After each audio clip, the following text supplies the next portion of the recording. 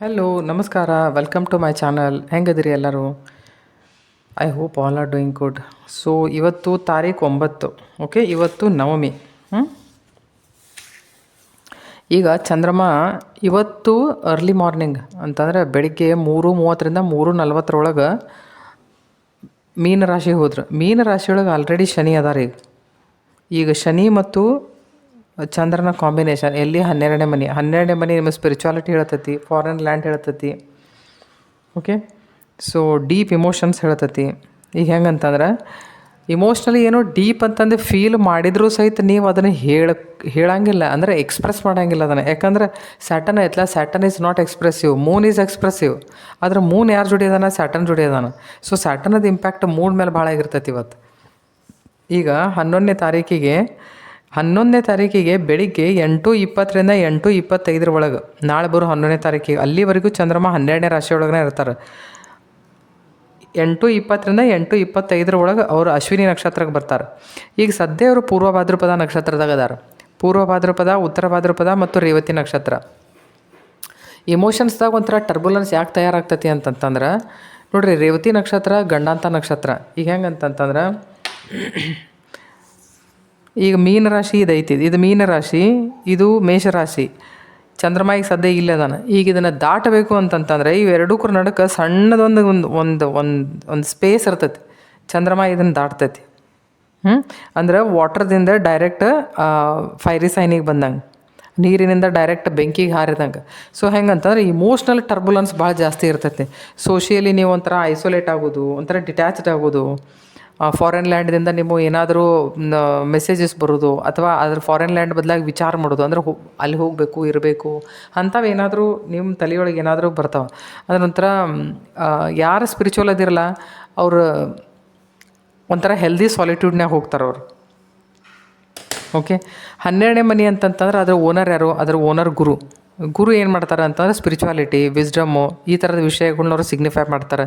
So ಈಗ ಒಂದು 2 ದಿನ ಅಂದ್ರೆ ನಾಳೆ ಬರೋ 11ನೇ ತಾರೀಕು ತನಕನೂ ಇಮೋಷನ್ಸ್ ಜಾಸ್ತಿ ಇರ್ತಾವೆ. ಸ್ಪಿರಿಚುವಾಲಿಟಿ ಕಡೆ ಜಾಸ್ತಿ ಮನಸ್ಸು ಹೋಗ್ತೈತಿ, ಒಂಥರ ಡೀಪ್ ಎನಲೈಸಿಸ್ ಆಕತಿ.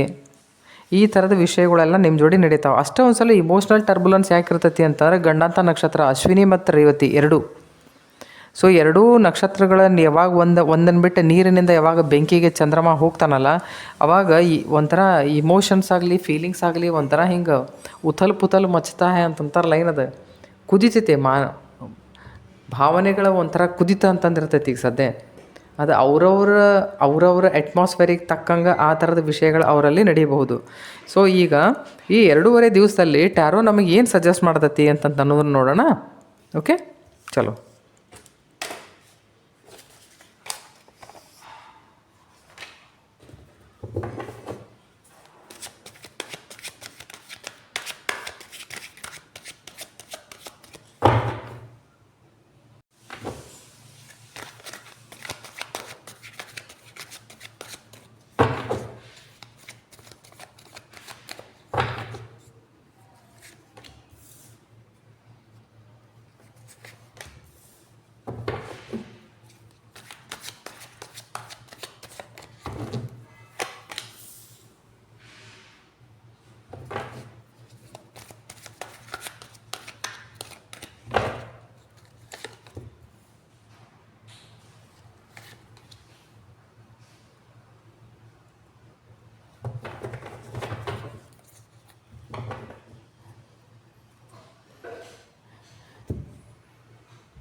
ಇಲ್ಲಿ ಏಸ್ ಆಫ್ ಕಪ್ಸ್ ಐತಿ, ಆಮೇಲೆ ವೀಲ್ ಆಫ್ ಫಾರ್ಚೂನ್ ಐತಿ.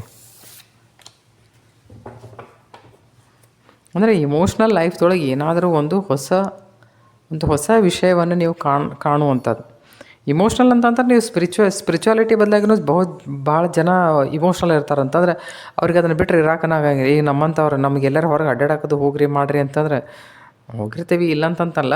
ಬಟ್ ನಾವು ಭಾಳ ವಿಚಾರ ಮಾಡ್ತೇವೆ ಹೊರಗೆ ಹೋಗ್ಬೇಕಂದ್ರೆ ನಾನು ಟೈಮ್ ಎಷ್ಟು ಕನ್ಸ್ಯೂಮ್ ಆಕತಿ, ನಾನು ಸ್ಪಿರಿಚುವಾಲಿಟಿಗೆ ಇವತ್ತು ಎಷ್ಟು ಟೈಮ್ ಕೊಟ್ಟೆ, ಹೀಗೆಲ್ಲ. ಸೊ ಚಲೋ, ಇವತ್ತಿನ ರೀಡಿಂಗ್ ಈಗ 2.5 ದಿವಸ ಸಲುವಾಗಿ ಏನು ರೀಡಿಂಗ್ ಬರಾಕತ್ತೈತಿ ಅಂಥೇಳಿ ನೋಡೋಣ. ನೋಡಿರಿ, ಕಾರ್ಡ್ಸ್ ನೀವು ಯಾವಾಗ ಸಪ್ರೇಟ್ ಓದ್ತೀರಿ ಅವಾಗ ಹೆಂಗಿರ್ಬೋದು ಅಂತಂದ್ರೆ ಏನಾದರೂ ಹೊಸ ವಿಷಯಗಳ ಬದಲಾಗಿ ವಿಚಾರ. ಓಕೆ, ಯಾವ್ದು ವಿಚಾರಣೆ ಮಾಡಾಕತ್ತೀರಿ ಅದರೊಳಗೆ ಕ್ಲಾರಿಟಿ ಸಿಗ್ತೈತಿ. ಇದು ಒಂಥರ ಮನಸ್ಸಿನ ಅಂತರಾಳದಲ್ಲೇ ಹೊಡೆದಾಟ ಅಂದ್ರೆ ನಿಮ್ಮ ಜೊತೆ ನೀವೇ ಜಗಳ ಮಾಡೋದು, ಅಂತರಂಗದಲ್ಲಿ ಒಂಥರ ಯುದ್ಧ, ದ್ವಂದ್ವಾರ್ಥ. ಆಮೇಲೆ ನಿಮ್ಮ ಭಾವನೆಗಳಿಗೆ ಏನಾದರೂ ಪೆಟ್ಟು ಬೀಳುವಂಥದ್ದು, ನಿಮಗೆ ಮನಸ್ಸಿಗೆ ಬೇಜಾರಾಗುವಂಥದ್ದು. 7 ನಂಬರ್ ಅಂತಲೂ ಒಂಥರ ಪೀಡ, ಉಸ್ ಹಿಸಾಬ್ ಸೆ ಹೋ ಸಕ್ತಾ ಹೈ. ಠೀಕೆ, ನೀವು ಈ ಥರ ಓದ್ಬೋದು. ಆಮೇಲೆ ಹೆಂಗಂತಂದರೆ ಕೆಲಸ ನಿಮಗೆ ಜಾಸ್ತಿ ಆಗ್ಬೋದು. ನಿಮಗೇನಾದರೂ ಒಂದು ಸ್ಟ್ರಾಂಗ್ ಡಿಸಿಷನ್ ತೊಗೋಬೇಕನ್ನೋವಂಥದ್ದೊಂದು ಪರಿಸ್ಥಿತಿ ಬರ್ಬೋದು ಅಂತ. ನೀವು ಯಾವಾಗ ಇಂಡಿವಿಜುವಲಿ ನೀವು ಇದನ್ನು ಕಾರ್ಡ್ಸ್ ಓದ್ತೀರಿ ಅವಾಗ ನೀವು ಇದನ್ನು ಹಿಂಗೆ ಹೇಳ್ಬೋದು. ಓಕೆ, ಈಗ ನೀವು ಹಿಂಗೆ ಯೂಸ್ ಮಾಡಿರಿ. ನೀವು ಭಾಳ ಶಾಣೆ ಅದೀರಿ. ಓಕೆ, ಆದ್ರೆ ಇದು ನಿಮ್ಮ ಶಾರ್ಪ್ ಇಂಟೆಲೆಕ್ಟ್ ನೀವು ಎಲ್ಲಿ ಯೂಸ್ ಮಾಡಬೇಕು ಅಂತ ನಿಮಗೆ ಕೆಲಸದ ವಿಷಯದಾಗ, ಅಂದರೆ ನಿಮ್ಮ ಎನರ್ಜಿ ಇಲ್ಲಿ ಇನ್ವೆಸ್ಟ್ ಮಾಡಬೇಕು ಪೂರ್ತಿ.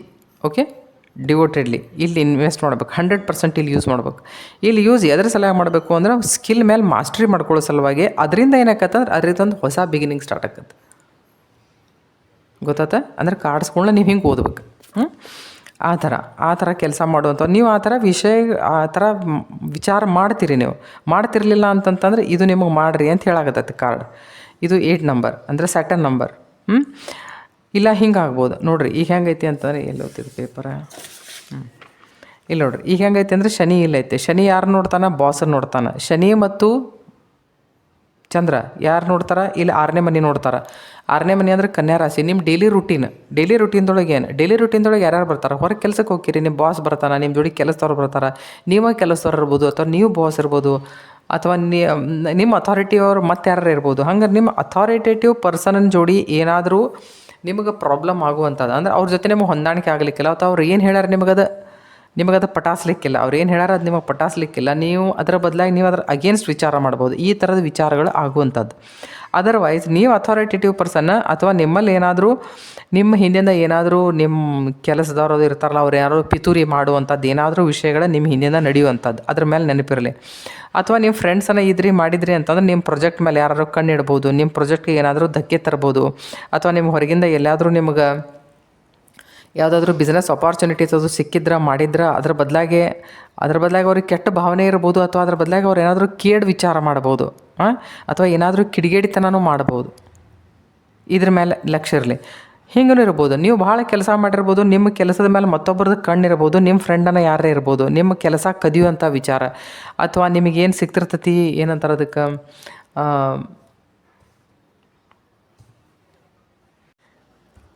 ನಿಮಗೆ ಸಿಗುವಂಥ ಕ್ರೆಡಿಟ್ ಈ ವ್ಯಕ್ತಿ ಯಾರಾದರೂ ಒಬ್ರು ಕದಿಯುವಂಥವ್ರು, ಆ ಥರದ್ದು. ಅಂದರೆ ನೀವು ಕೆಲಸ ಮಾಡಿದ್ದಕ್ಕೆ ನಿಮ್ಗೆ ಏನು ಸಿಗಬೇಕಾಗಿರ್ತೈತಲ್ಲ ನ್ಯಾಯವಾಗಿ, ಅದನ್ನು ಯಾರಾದರೂ ಕದಿಯುವಂಥದ್ದು. ಯಾಕಂತಂದ್ರೆ ಈ ಎಲ್ಲ ರೀತಿಯಿಂದನೂ ಅಂತಂದ್ರೆ ಮಾನಸಿಕ ತುಮುಲ ಜಾಸ್ತಿ ಇರ್ತೈತಿ ಈಗ. ಯಾಕಂತಂದ್ರೆ ಒಂಥರ ಟರ್ಬುಲೆನ್ಸ್.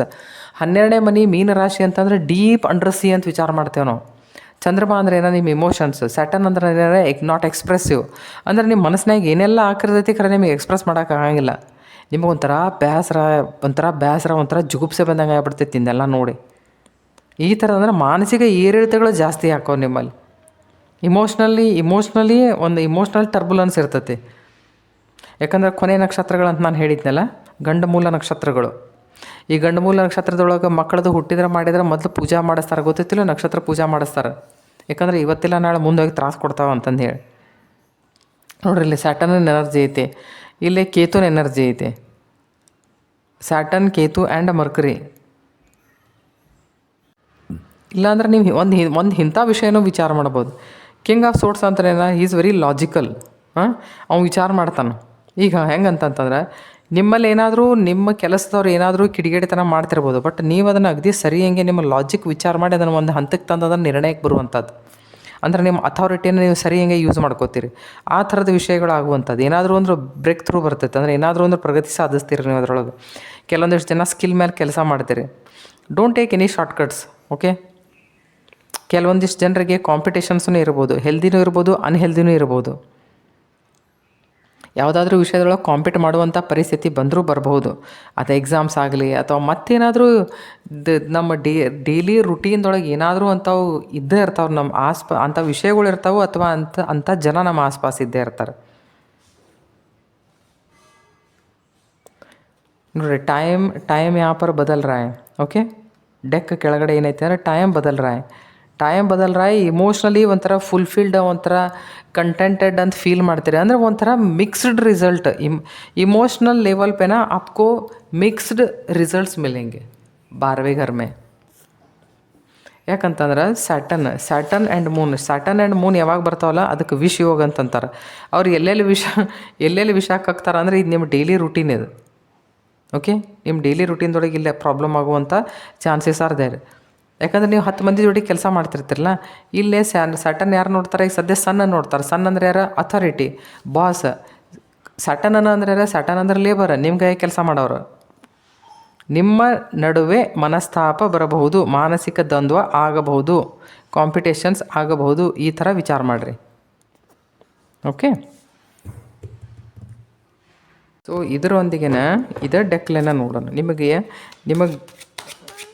ಏನು ಗೈಡ್ ಮಾಡೋಕ್ಕೆ ಹೇಳ್ತೈತಿ, ಏನು ಗೈಡ್ ಮಾಡ್ತೈತಿ ಟ್ಯಾರೋ ಗೈಡೆನ್ಸನು ಇದ್ರ ಹತ್ರ ಕೇಳಿಬಿಡೋಣ.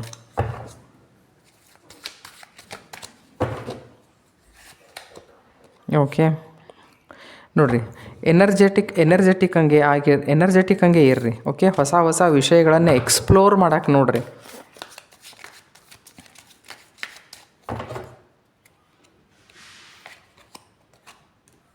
ಈಗ ನೋಡಿರಿ, ಈಗ ಮಾನಸಿಕ ತುಮಲ ಜಾಸ್ತಿ ಅಂತ ನಾ ಹೇಳಿದೆ. ಮಾನಸಿಕ ತುಮಲ ಜಾಸ್ತಿ ಇರೋದ್ರಿಂದ ನಮ್ಮಲ್ಲಿ ಏನಾಕತಿ, ನಮ್ಮಲ್ಲಿ ಸ್ಪೀಡ್ ಕಡಿಮೆ ಆಕತಿ, ಮಾರ್ಷಿಯಲ್ ಎನರ್ಜಿ ಕಡಿಮೆ ಆಕತಿ.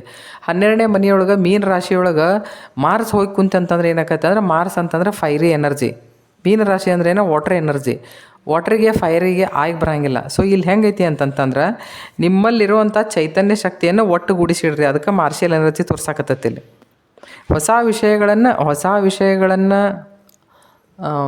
ಹೊಸ ವಿಷಯಗಳನ್ನು ಹುಡುಕೋದ್ರ ಕಡೆ ಲಕ್ಷ್ಯ ಇರಬೇಕು ನಿಮಗೆ.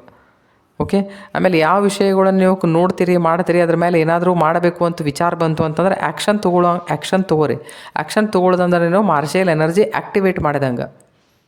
ಈಗ ಹೆಂಗೈತಿ ಅಂತಂದರೆ, ಇಲ್ಲೆಲ್ಲ ಮನಸ್ಸಿನೊಳಗನ್ನ ಬಡದಾಟ ಇಲ್ಲೆಲ್ಲ ನಡೆದದ್ದು, ಇಲ್ಲಿ ಹೊರಗೆ ಆ್ಯಕ್ಷನ್ ಅಂತಂದು ಏನಿಲ್ಲ. ಸೊ ಅದಕ್ಕೆ ಹೆಂಗೆ ಹೇಳಕತ್ತಾರ ಅಂತಂತಂದ್ರೆ, ಟ್ರೈ ಟು ಎಕ್ಸ್ಪ್ಲೋರ್. ಆಮೇಲೆ ಏನು ಎಕ್ಸ್ಪ್ಲೋರ್ ಮಾಡ್ತಿರಲ್ಲ ಅದ್ರ ಮೇಲೆ ಆ್ಯಕ್ಷನ್ ತೊಗೊಳಕ್ಕೆ ಕಲೀರಿ ಅಂತ ಹೇಳಕತ್ತಾರೆ ಇಲ್ಲಿ.